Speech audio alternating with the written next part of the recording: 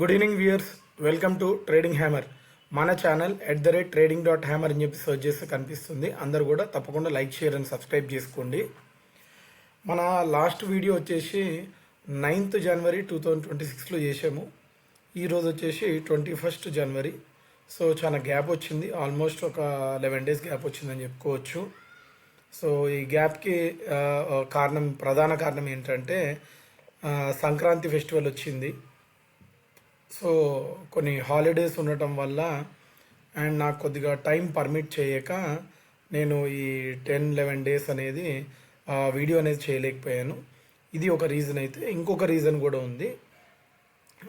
Trump చేసే statements ఏవైతే ఉన్నాయో ఈ స్టేట్మెంట్స్ వల్ల మార్కెట్ అనేది చాలా వొలటైల్గా బిహేవ్ చేస్తుంది.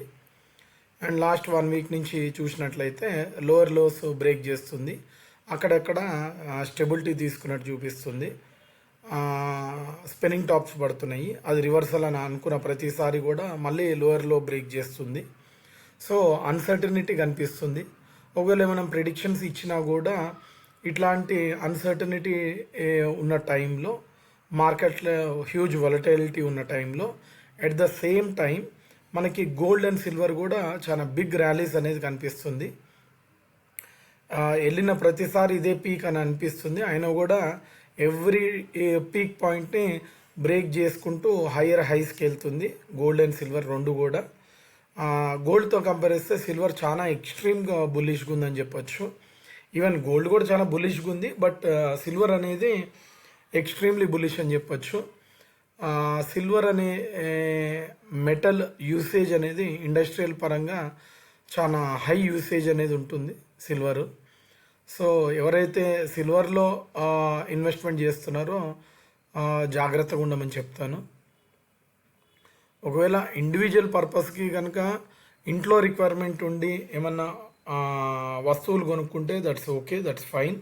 ఎందుకంటే ప్రైస్ పెరిగినా తగ్గినా కూడా కొన్న వస్తువు ఎవరు కూడా తీసుకెళ్ళి మళ్ళీ అమ్ముకోరు. కాబట్టి ఎవరైతే ఇన్వెస్ట్మెంట్ పర్పస్ కొంటున్నారో గోల్డ్ అండ్ సిల్వర్ జాగ్రత్తగా ఉండమని చెప్తాను. సిల్వర్లో ఎక్కువ జాగ్రత్త పాటించాల్సి వస్తుంది.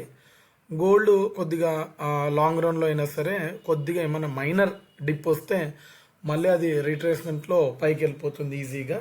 బట్ సిల్వర్ అనేది కొద్దిగా హయ్యర్ క్రాష్ రావడానికి అవకాశాలు ఎక్కువ ఉంటాయి.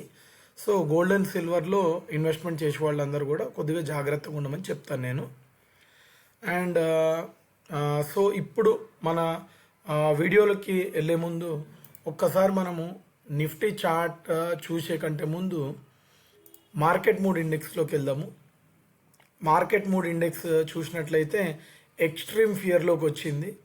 హార్డ్లీ ఒక 10 points మిగిలినాయి, అంటే జీరోకి వచ్చినట్టు నేను ఇంతవరకు ఎప్పుడు చూడలేదు. ఎక్స్ట్రీమ్ ఫియర్ అనేది టూ మచ్ ఫాల్ వచ్చినప్పుడే వస్తుంది. సో దీంట్లో కూడా పీక్కి వచ్చేసిందని చెప్పుకోవచ్చు మనము. సో ఇక్కడి నుంచి రివర్సల్ కావటానికే ఛాన్సెస్ చాలా హయ్యర్ సైడ్ ఉంటాయి. బట్ ఇంకా ఒకవేళ ఈ 10 ఏదైతే చూపిస్తుందో ఇంకా పడటానికి కొద్దిగా స్కోప్ ఉంది అన్నట్టుగా మనకి ఇండికేటర్ చూపిస్తుంది. సో ఇంకా పడితే ఎంతవరకు పడుతుంది అండ్ ఎంతవరకు పడుతుంది, ఆ లెవెల్స్ ఏంది అనేది చూసే ముందు ఒక్కసారి గ్లోబల్ మార్కెట్స్ ప్రస్తుతానికి ఎలా రియాక్ట్ అవుతున్నాయో చూద్దాము. ప్రస్తుతానికి గ్లోబల్ మార్కెట్, యుఎస్ మార్కెట్స్ అన్ని పాజిటివ్గా ట్రేడింగ్ అనేది కొనసాగుతుంది. అండ్ యూరోపియన్ మార్కెట్స్ కూడా మిక్స్డ్గా ఉన్నాయని చెప్పొచ్చు, పాజిటివ్ అండ్ నెగిటివ్గా ఉన్నాయి. అండ్ గిఫ్ట్ నిఫ్టీ 74 points పాజిటివ్గా రియాక్ట్ అయ్యింది. ఆల్రెడీ ఇది 245 వరకు ఈ ట్రేడింగ్ అనేది, గిఫ్ట్ నిఫ్టీ ట్రేడింగ్ అనేది కొనసాగుతుంది. ప్రస్తుతానికి పాజిటివ్ కాంట్రిబ్యూషన్లో ఉంది. అండ్ ఏషియన్ మార్కెట్స్ మిక్స్డ్గా ఉన్నాయని చెప్పుకోవచ్చు, కొన్ని మార్కెట్స్ నెగిటివ్గా, కొన్ని మార్కెట్స్ పాజిటివ్గా. మన గిఫ్ట్ నిఫ్టీ మాత్రం అరౌండ్ 78 points పాజిటివ్గా ఉంది. సో పాజిటివ్గా ఉందని చెప్పి రేపు మార్నింగ్ టర్న్ అయిపోతుందని మార్కెట్ ఎక్స్పెక్ట్ చేయొద్దు. వొలటైలిటీ ఉన్నప్పుడు ఇప్పుడు పాజిటివ్గా ఉంటే నెక్స్ట్ డే మార్నింగ్ నెగిటివ్ ఉండొచ్చు, ఇప్పుడు నెగిటివ్ ఉంటే నెక్స్ట్ డే మార్నింగ్ పాజిటివ్ కూడా టర్న్ కావచ్చు. సో దేన్ని కూడా బేస్ చేసుకొని ట్రేడింగ్ చేయమని మాత్రం నేను ఎవరికి కూడా సజెషన్ అనేది ఇవ్వను. సో ఒక్కసారి నిఫ్టీ చార్ట్లోకి వెళ్దాము. ఇక్కడ ఈ పర్టికులర్ రెండు స్పిన్నింగ్ టాప్స్ అని చెప్పొచ్చు, లేదా రివర్స్ హ్యామర్ అని కూడా చెప్పుకోవచ్చు. ఎందుకంటే అప్పర్ విక్ లాంగ్ ఉంది కాబట్టి. ఇది డోజీ, ఇది స్పిన్నింగ్ టాప్. ఇదే బాటమ్. ఇక్కడ నుంచి రివర్స్ తీసుకుంటే నేను ఒక ఎక్స్పెక్టేషన్తో ఉన్నాను, కానీ మళ్ళీ ఆ ఎక్స్పెక్టేషన్ బ్రేక్ చేసింది. ఇక్కడి నుంచి ఇక్కడ ఫాల్ వచ్చినప్పుడు ఈ గ్రీన్ క్యాండిల్ ఏదైతే ఉందో, ఈ గ్రీన్ క్యాండిల్ ఫామ్ అయినప్పుడు రివర్సల్ అవుతుంది అనుకున్నాను. బట్ మళ్ళీ ఒక స్ట్రాంగ్ రిజెక్షన్తో మళ్ళీ కిందకే వచ్చి క్లోజ్ అయింది. కాకపోతే ప్రీవియస్ డే హైని బ్రేక్ చేసింది కాబట్టి ఇది మళ్ళీ ఫర్దర్ నెగిటివ్. సో మళ్ళీ ఒక రెండు స్పిన్నింగ్ టాపులు పడ్డాయి. ఈ ప్యారలల్ ఛానల్ ఏదైతే ఉందో, ఈ ప్యారలల్ ఛానల్లోనే ఈ స్పిన్నింగ్ టాప్స్ అనేవి పడ్డాయి. కొద్దిగా జూమింగ్ చేస్తున్నాను ఫర్ బెటర్ అండర్స్టాండింగ్. ఈ రెండు ఎప్పుడైతే బ్రేక్ చేసినాయో ఆటోమేటిక్గా మళ్ళీ ఫర్దర్ నెగిటివ్. బట్ ఇక్కడ అంతా ఎక్స్పెక్టెడ్ కంటే కూడా ఇక్కడ ఇది అన్ఎక్స్పెక్టెడ్. ఒక సాలిడ్ లెవెల్ని సాలిడ్గా బ్రేక్ డౌన్ చేసింది. ఇక్కడ ఫార్మేషన్ చిన్న క్యాండిలే పడినప్పటికి కూడా, ఒక హ్యామర్ లాంటి ఛానల్ పడినప్పటికి కూడా, క్యాండిల్ పడినప్పటికి కూడా, నెక్స్ట్ డే ఒకవేళ ఈ ఛానల్ లోపలికి వెళ్ళి ఏదన్నా ఒక క్యాండిల్ క్లోజ్ అయితే ఫర్దర్ న్యూట్రలైజ్ అయ్యేది, ఈ జోన్ని హోల్డ్ చేసేది. అలా కాకుండా బ్రేక్ డౌన్ ఇచ్చింది, సాలిడ్ బ్రేక్ డౌన్ ఇచ్చింది, మళ్ళీ ఇంపార్టెంట్ లెవెల్స్ అన్నిటిని బ్రేక్ చేసింది. సో ఈరోజు ఫామ్ అయిన క్యాండిల్ మాత్రం ఒక వెరీ వైడ్ రేంజ్లో అనేది ట్రేడింగ్ అనేది జరిగింది, అండ్ వెరీ నారో బాడీ అనేది ఫామ్ అయింది ఈరోజు క్యాండిల్లో, డే క్యాండిల్లో. సో ఇంకా ఫర్దర్ ఫాల్ అవుతే ఎంతవరకు ఫాల్ అవుతుంది, ఏవైతే ఈ లైన్స్, ఇది ఒకటి అండ్ ఇదొకటి ఏదైతే కనిపిస్తుందో, ఇది చాలా లాంగ్ ట్రేడింగ్ ట్రెండ్ లైన్ అని చెప్పుకోవచ్చు. ఒక్కసారి మనం చూద్దాము. మంత్లీ క్యాండిల్ పెట్టాను ఇప్పుడు ప్రస్తుతానికి. మంత్లీ క్యాండిల్లో ఏం చూపిస్తుందో ఒకసారి చూద్దాము.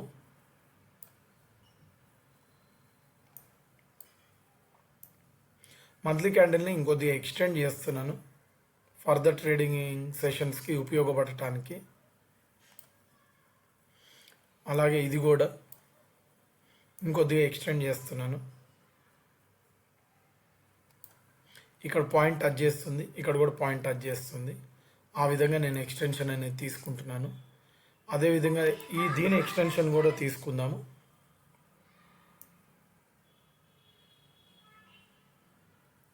దీని ఎక్స్టెన్షన్ కూడా తీసుకున్నాము. అదేవిధంగా దీని ఎక్స్టెన్షన్ కూడా తీసుకుందాము.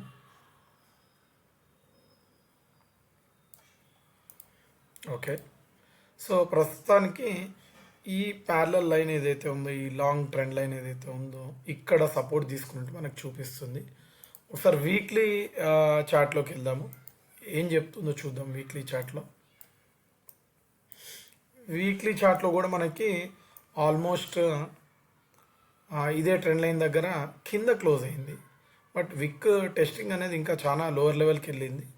బట్ క్లోజింగ్ కూడా ఓవరాల్గా వీక్లీ బేసిస్ చూస్తే కింద క్లోజ్ అయిందని చెప్పుకోవచ్చు. బట్ అది ఈ వీక్లీ క్యాండిల్ చూసినప్పుడు క్లోజింగ్ కూడా వీక్లీ బేసిస్ చూడాలి.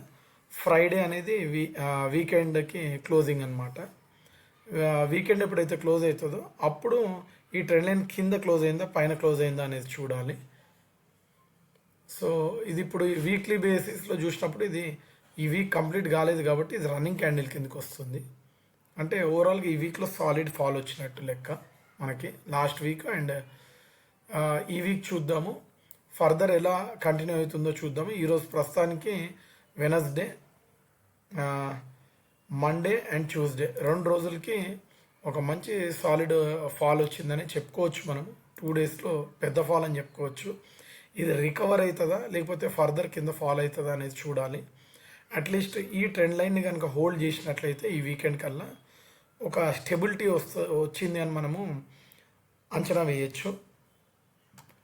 ఒకవేళ ఈ వీకెండ్ తర్వాత కూడా ఈ పర్టికులర్ ట్రెండ్ లైన్ కింద కనుక క్లోజ్ అయింది అనుకోండి, అరౌండ్ ఇక్కడ లేకపోతే ఇక్కడ సాలిడ్గా కింద కనుక క్లోజ్ అయితే అప్పుడు ఫర్దర్ నెగిటివ్ కాంట్రిబ్యూషనే ఉంటుంది. అంటే ఇంకా లోవర్ లోస్ బ్రేక్ చేస్తుంది మార్కెట్ అని చెప్పి ఒక ఎక్స్పెక్టేషన్ అనేది మనం పెట్టుకోవచ్చు.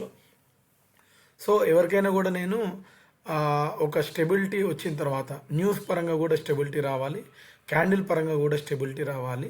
స్టెబిలిటీ వచ్చి ఒక జోన్ని హోల్డ్ చేసిన తర్వాత ఆ జోన్లో కన్సాలిడేషన్ అనేది తీసుకోవాలి, లేకపోతే రివర్సల్ అన్న రావాలి. స్ట్రాంగ్ రివర్సల్ వీక్లీ బేసిస్లో రావాలి, స్ట్రాంగ్ రివర్సల్ అనేది. ఎందుకంటే డేలో 1 or 2 టైమ్స్ ఫెయిల్ అయింది గ్రీన్ క్యాండిల్స్ పడినప్పటికి కూడా. అందుకోసం నేను వీక్లీ బేసిస్లో ఒక స్టెబిలిటీ రావాలి లేదా ఒక రివర్సల్ రావాలి. అప్పుడే మనకి మార్కెట్స్ రివర్సల్ అయినట్టు ఒక కన్ఫర్మేషన్ అనేది మనకు కనిపిస్తుంది వీక్లీ బేసిస్లో. అప్పుడే మనము ఫర్దర్ ట్రేడింగ్స్లో ఇన్వాల్వ్ అవ్వచ్చు ఎవరైనా కూడా. లేకపోతే అప్పటి వరకు మాత్రం ఈ ట్రేడింగ్ అనేది అవాయిడ్ చేయమని నేను ఎవరికైనా కూడా సూచిస్తాను. మన సూచనలన్నీ కూడా దృష్టిలో పెట్టుకొని వ్యూవర్స్ అందరూ కూడా ట్రేడింగ్ కొన్ని రోజులకి అవాయిడ్ చేయండి. జస్ట్ అబ్జర్వ్ చేయండి ఈ న్యూస్కి ఎలా రియాక్ట్ అవుతుంది, ఎలా వోలటైలిటీ క్రియేట్ చేస్తుంది మార్కెట్లో, ఎఫ్ఐ సెల్లింగ్ ఎంత ఇంటెన్సిటీతో సెల్ చేస్తున్నారు, దాన్ని డిఐస్ ఎలా ఎదుర్కొంటున్నారు, బయ్యింగ్ ఎఫ్ఐస్ వర్సెస్ డిఐస్ ఎలా ఉందో కంపేర్ చేసుకోండి. మన డిఐస్ బయ్యింగ్ ఎక్కువ ఉన్నా కూడా ఎఫ్ఐస్ డామినేట్ చేస్తున్నట్టు మీకు అనిపిస్తుంది.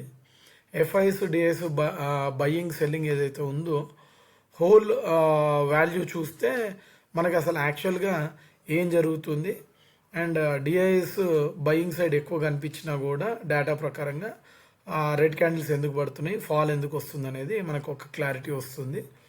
దాని మీద ఒక డెడికేటెడ్ వీడియో మళ్ళీ ఒకసారి చేసి మీ అందరి ముందు ఉంచుతాను. So that FIs DIs buying selling అప్పుడు ఏ క్యాండిల్స్ ఎందుకు పడుతున్నాయి, బయింగ్ ఎక్కువ ఉన్నా కూడా రెడ్ క్యాండిల్ ఎందుకు పడుతుంది, లేదా సెల్లింగ్ స్ట్రాంగ్గా ఉన్నా కూడా గ్రీన్ క్యాండిల్ ఎందుకు పడుతుంది, ఏ సినారియోలో ఎవరు డామినేట్ చేస్తున్నారో ఆ డామినేషన్ మనం ఎలా అండర్స్టాండ్ చేసుకోవాలనే దాని మీద ఒక డెడికేటెడ్ వీడియో చేస్తాను. ఇంతటితో మన నిఫ్టీ 50 అనాలిసిస్ వీడియోని ఎండ్ చేస్తున్నాను. అందరు కూడా మన ఛానల్కి తప్పకుండా లైక్, షేర్ అండ్ సబ్స్క్రైబ్ చేసుకోండి. Good night and take care. Please avoid trading for few more days. Thank you.